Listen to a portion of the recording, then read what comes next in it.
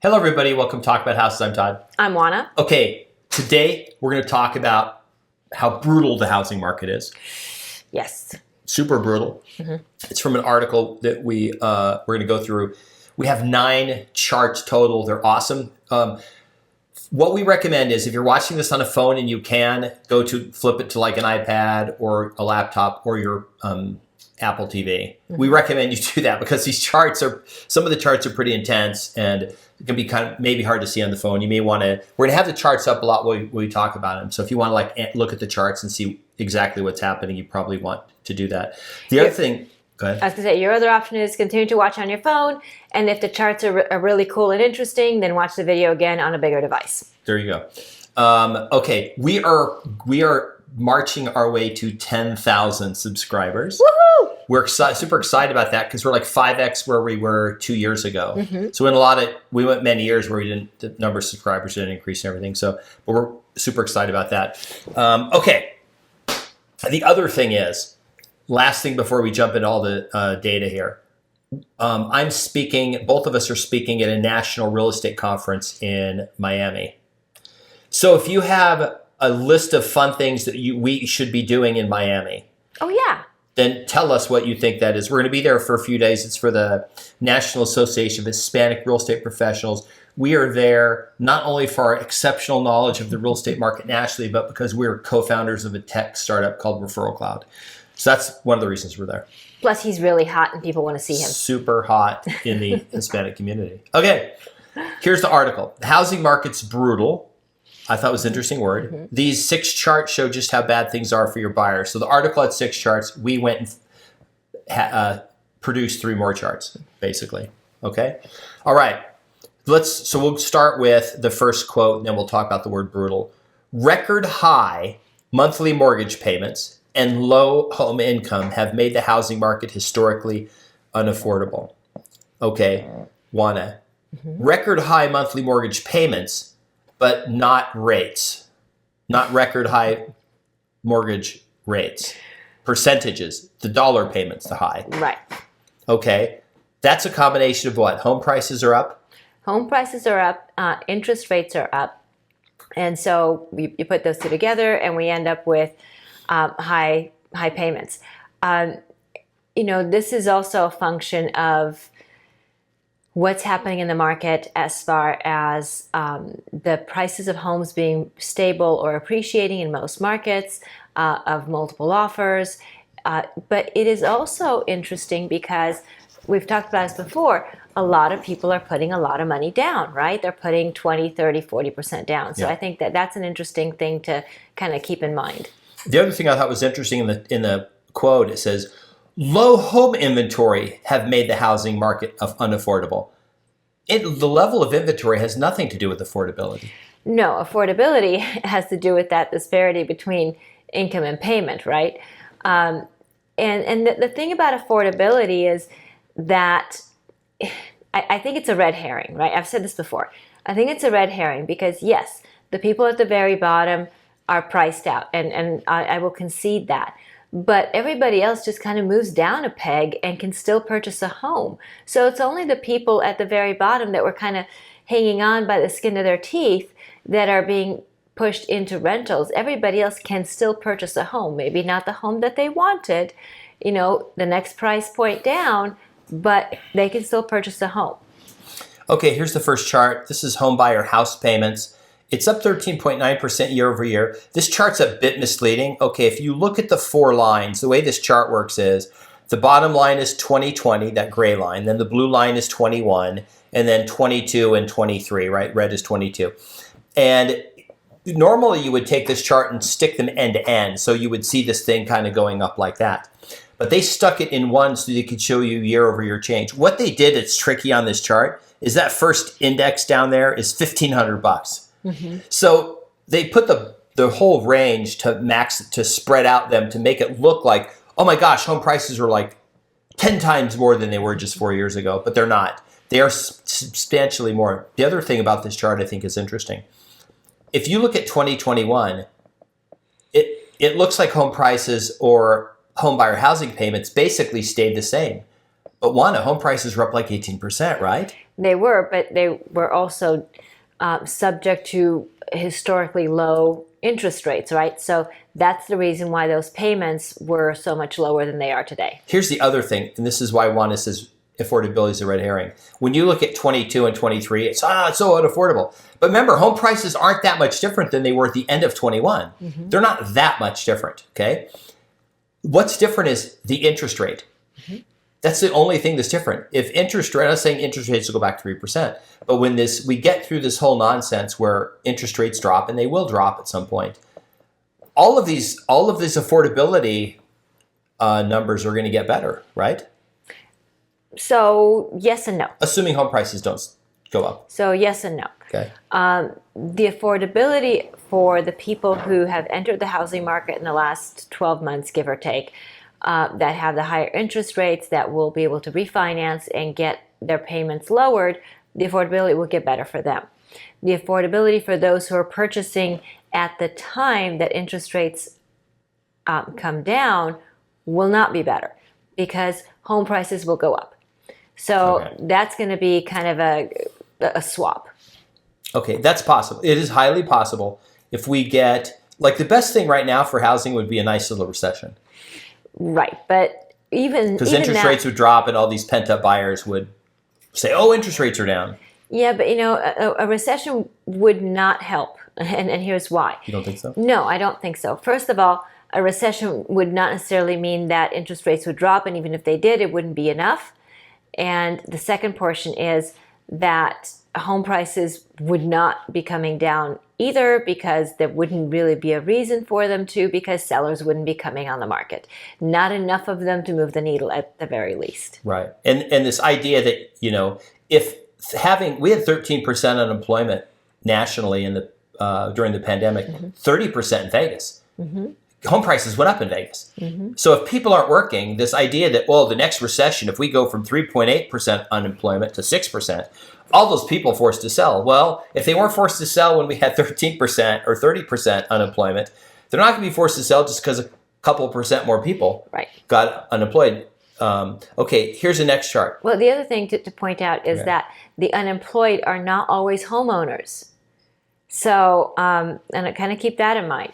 So if they're not always homeowners, then those homeowners, then those people that are unemployed, sometimes they're tenants, sometimes they're homeowners, sometimes they're part of a multi-income household. So that, again, does not mean that everybody who happens to lose their job, that household ends up having to find other living situations. If you bought a house and or refied sometime before 2021, there is probably a 95% chance your home mortgage payment is less money than it would be to rent the exact house you're living in. Right. So the idea that, oh my gosh, we can't afford this $1,200 a month mortgage payment, we now are forced to rent. And what are rents? $2,200. Oh, well, we're forced to do that because we can't afford $1,200. We have to go rent for $2,200. Okay, here's the next chart.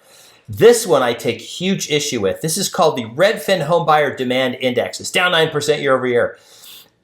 Now, remember, this year is that golden line, and you can see it sort of ends there, lower than the other years. But this is strictly based on how many houses went under contract. Mm-hmm. This is not home buyer demand. This is the number of homes that actually went under contract. Juana, if there's only one house on the market and it goes under contract, it's not that there's no demand for housing, right? There was just only one house. Mm-hmm. Right. So this has to do with number of transactions. It doesn't have to do with demand. It doesn't have to do with anything else. Yeah. And again, this is a red herring that's being thrown out there because it makes for good headlines. It makes for a good title for a chart, but that doesn't necessarily paint a true picture. The demographics charts we're going to show you toward the end of the video are absolutely fantastic. I think they tell a better picture. But these charts, I think people see this information and they take these little bullet points and then they go promulgate them to other people. And then people get this belief based on information that's not accurate at all. Okay, here's another one. Active listings of home for sale, down 17% year over year. Oh my gosh, that's terrible. No, this is not bad for housing. This is bad for buyers. It's great if you're thinking of selling because now you have less competition. So all this shows is right here. Oh, the cool thing about this chart is, do you see how it's every year it's a swoop? It goes up and then down. This is seasonality. We get it every single year.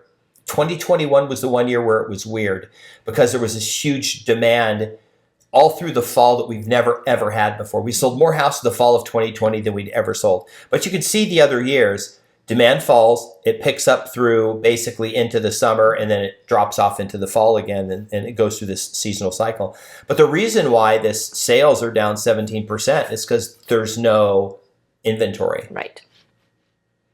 It's the lowest inventory we've ever had, at least in the last 18 years. Correct. Nationally. Okay, here's the next one. New listings of homes are down 7%.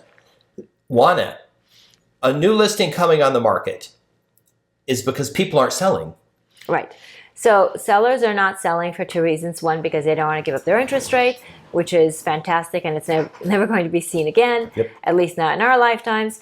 And then the other reason is because sellers tend to be buyers on the other end, and there's insufficient inventory for them to find the house that they want to relocate to. So that's kind of the situation there. We've kind of talked about this quite a bit. What's going on in your market? Are you seeing sellers come to market, or what's happening? Leave us a comment and tell us, because we are interested in finding out what's happening in other markets. And remember, tell us where you're watching from. Remember, these are national numbers. These are not Vegas numbers. These are national. Okay, here's the next chart. Pending sales down 12% year over year. This chart looks surprisingly like the buyer demand chart.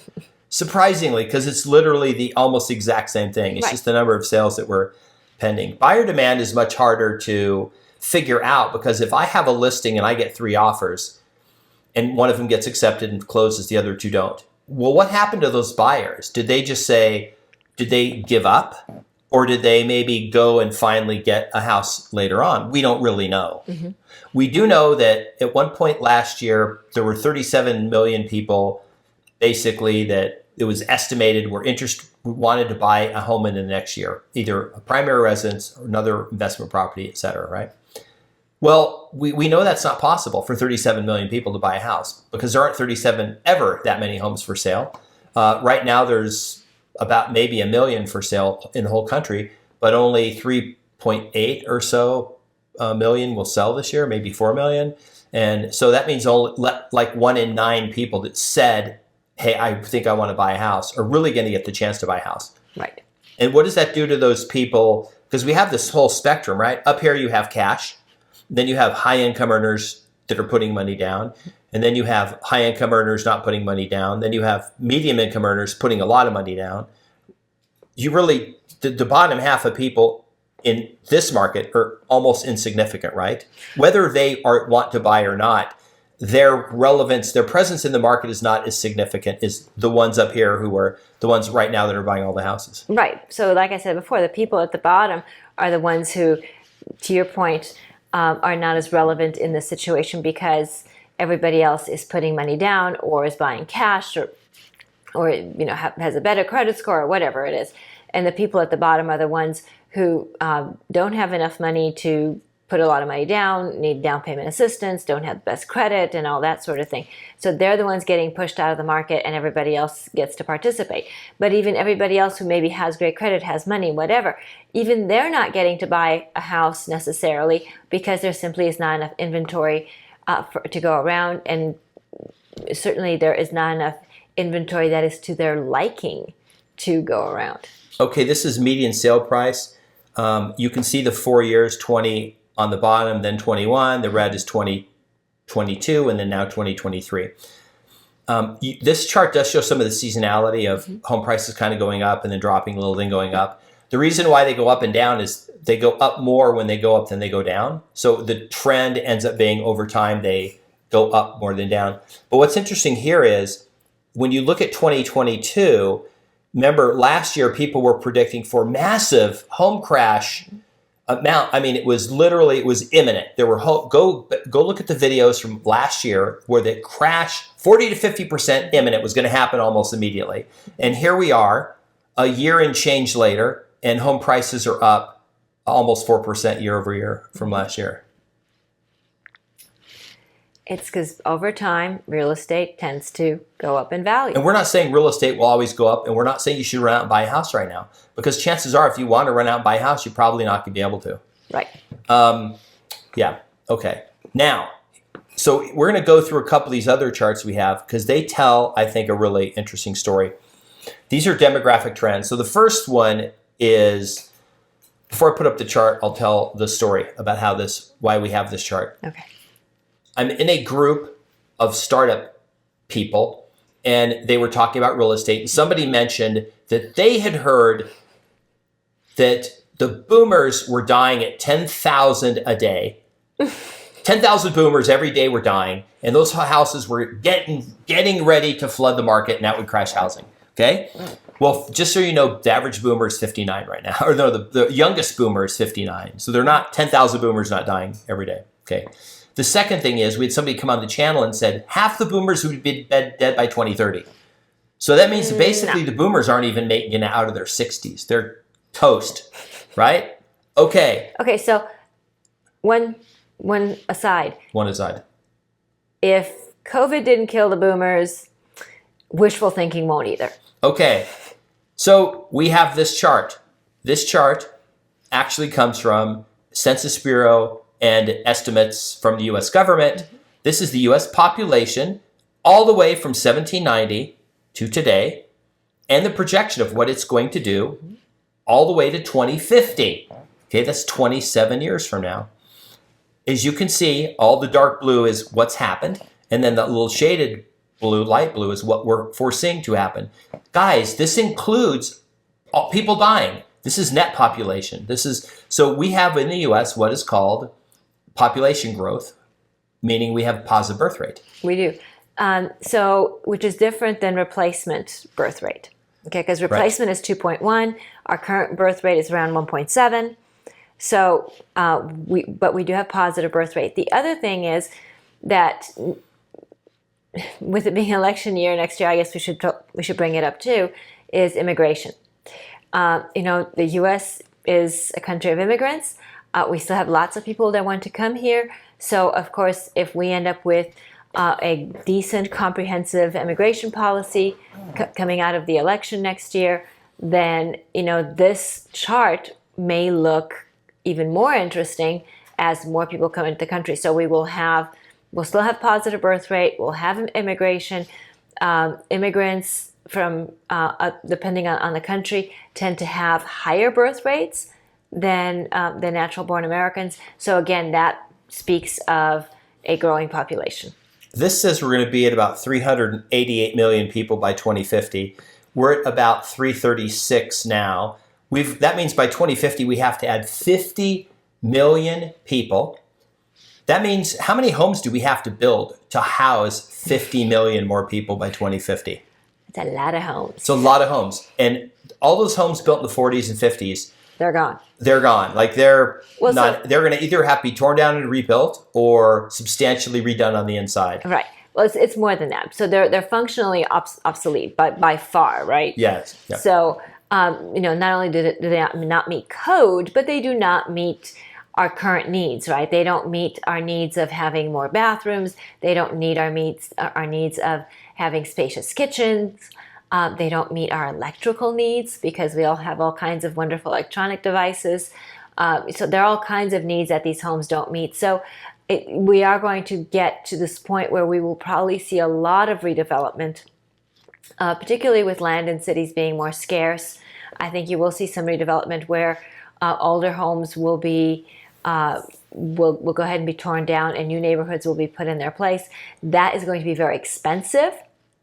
And so that's also going to play a role in the price of housing going forward. Okay, the next chart. This is GDP, both for the nation in billions of dollars and per capita. So it's GDP and per person. The little green lines at the bottom are everywhere GDP grew, and the little red lines were where the little red is where they shrunk. Those are known as recessions. Those were any time GDP for 2 quarters in a row declines is called a recession. You can see that 2022 was the last year we have full year numbers for, right? This looks surprisingly, now yes, housing has outpaced this, but the reason why housing is at an all-time high, incomes are at an all-time high, The unemployment rate is at an all-time low. People have money and people have jobs. People feel pretty good and people are buying houses. And people, especially in 2020 and 2021, knowing that they survived the pandemic and, realized that they were, we were going to make it, they were rushed out and started buying houses. Right. Especially hedge funds, banks, private investors said, hey, I think real estate's, going to outperform. So this is the other thing is people always go, oh, but Todd, they're the highest. Home price is the highest they've ever been. They have to drop. Well, in 2019, they were the highest they had ever been, ever. Well, that's kind of like saying that I'm the oldest I've ever been, so I have to get younger. I don't know. You don't look much older than if you go back to our videos from like 10 years ago, or actually go back to like our 2008 or 9 videos. Wanda doesn't look any different. You would think that it was my son and Wanda doing the videos and not me, but it is actually me. Okay. But the point is if the problem is we had 2019. A lot of people are like, yeah, they're saying the housing's going to crash and homes are really expensive. Median home prices are like $250. I don't know if I can afford that. Even though the rent versus buy was about the same, it was a wash. I think I'll wait for home prices to decline. So the crash bros, the housing doomers, the housing market hypochondriacs, right? They all got out there and said, hey, this is bad. Housing's bad, bad, bad. They beat that drum. And a lot of people got scared away. And that's unfortunate. But here's the bottom line. I bet GDP next year is more. It's predicted to be more by the Fed and everybody else. Every investment bank is predicting GDP to be higher. I bet per capita GDP is higher too. And I bet home prices are higher. I'm not saying home prices should keep going up at 10, 15%. That's dumb. I don't think that really is sustainable. But, I'm not going to bet against that train. Right. And I mean, part of home prices is also going to be inflation, right? So long as wages keep going up, inflation is going to continue and home prices will generally follow that. I don't know that the Fed is going to be able to keep inflation from being more than what they would like it to be, because we know that the Fed would like inflation somewhere around 2%. And I don't know that they're going to get there. So long as they're not going to get there, I don't necessarily see interest rates going down, and certainly not going down significantly. Okay, this next chart, this is life expectancy. The top thing is the life expectancy. It starts all the way on the left, about 68. This was in 1950. And you can see right now it went from 68 to 79. So we got about 11 more years of life expectancy because of advances in medicine, things like that. These are UN projections. They're projecting it'll be, high 80s by 2100. Personal belief is probably even more, because we will probably, I think we're at this juncture where we're, between Neuralink and, potential, cancer cures, Alzheimer's, there's a lot of money right now into med tech. AI maybe is going to help accelerate that. Don't know. But bottom line is people are staying in houses longer, and it doesn't look like that trend is going to change. Right. Even with the pandemic that we had. Right. And then we are also dealing with, we've talked about it on other videos, we've talked about the divorce rate increasing in baby boomers, so people 59 and older. Which may explain why men are living longer. We're not killing them off as fast. We need to work on that. Still here. And but so when they're getting divorced, then they're forming two separate households. So again, more need for housing, not less. So there's a lot in the mix there to consider. And all of this at the end of the day boils down to a need for more housing, not less housing. And so now you're again dealing with more demand, less supply. The reason the stock market tends to grow, if you step back and look at the last 60 years of it, it's because the economy grows. And the stock market is nothing more than the value of the companies, both in expected value and future cash flows, all discounted to today's value, right? Just like the housing market is growing because we have more people coming to the country. We have more people being born. We have more people being born than dying, for sure. The boomers dying is not, I mean, we had the silent generation. They've been dying, but they're being replaced by people at a faster rate. Same with the boomers. Boomers is not like this massive, 2/3 of the country, they're all going to be gone in a year, and then all these homes are going to be sitting vacant.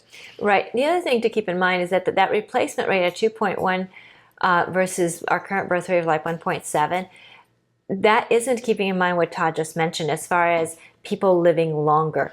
And that means that children surviving to adulthood and adults living to a ripe old age. So that's kind of something that is very forward looking. So keep that in mind, that we're not all dropping off dead, as soon as we turn some magical age of, what the actuary chart says. We are living longer. And we see that in a lot of different ways, right? We see that in people delaying childbearing, people delaying marriage, people delaying retirement because they're healthy. And, the young people want to get their careers going and have other things, have other experiences before they get married and have kids. Older people say, hey, I still have things to contribute. I'm not done. I'm not ready for the rocking chair on the front porch. So people are living longer. They're living better lives. They're leading more productive lives later into their life. So all of this needs to be kept in mind in the context of the population and housing. The last 15 years where home prices have been going up the whole time? Guess what? A bunch of people died and a bunch of houses came on the market and got sold. And this is literally already factored in to the housing market. Here's an interesting stat. I'm going to name 5 English-speaking countries in the world. I think I'm going to name the largest 5. If you are from an English-speaking country and I left you out, I apologize. Okay? The United States, Canada. They're mostly English-speaking, right? Okay. Except for the little French part. The UK.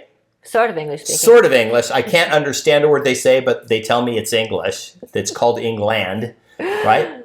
Australia, New Zealand. Which of those 5 countries would you guess has the lowest median price of a home? Okay, write it down real quick. In 5, 4, 3, 2, 1. And it is? The United States. Woohoo! Canada, median home, Canada's 1.2 million. That's like California price. Like Canada is basically California. Right? They don't have McAllen, Texas. They don't have that in Canada. It doesn't exist. In New Zealand, New Zealand's had, their home price appreciation the last like 2 decades is up like 5x. They've had incredible. In Australia, actually, Canada, Australia, and New Zealand probably are a good model for us to kind of keep an eye on because they did get, I think, it's a bit ridiculous. Matter of fact, in New Zealand, if you buy a house, your payment is about almost 3 times what it would be to rent the same house. That's how the buy versus rent there is. Right. So if your home payment is, if you're renting a place for $2,000, you wanted to buy it, you'd be paying like $5,800 a month on a mortgage for that place. It's pretty crazy there. Right. So when people go, Todd, this is not sustainable. Well, I can't pay 36% of my income toward my housing. Well, that's crazy. Oh my God. Like people in other countries are paying over half of their income just to live somewhere because they have to live somewhere. Right. And it's not new for the U.S. either because, we have traditionally paid upwards of 36 to 42% of our income toward housing. So it's not unheard of here either. Those are the lending limits. Those are the 37 to 42 were the front end and back end. You had to make 37 net, 42 gross, right? Is to qualify for a loan. If your payment was going to be like 45% of your total income, no lender would give you a loan. Right. That's what down payment's for and all that. It's to get that payment down so you could borrow the money. Right. Right. Okay, that's it for the charts. We didn't mean to scare you. We didn't want to offend anybody. The housing doomers, crashers, and all the other people, the price predicting plummeters, everybody who was super down on the hypochondriacs of the housing market. Everything about housing is bad. It's bad, bad, bad. We're we're just trying to point out that there's other demographic things that you should pay attention to. And if all that crashers were right, well, they've been saying this now for 4 years, since 2019. We heard it back in 2013 with the shadow inventory, it went away. But 2019, it came back, and we've been hearing it nonstop. So I just want to know what's going to happen. Right. So what did you think? Was it interesting? Did you like the charts? Leave us some comments. Tell us where you're watching from. We enjoy the conversation, so we appreciate you commenting. Remember to like the video, subscribe, hit the notification bell, share the video. Come on, get more subscribers for us. We appreciate it. Yeah. And we will see you on the next video. Bye. Bye.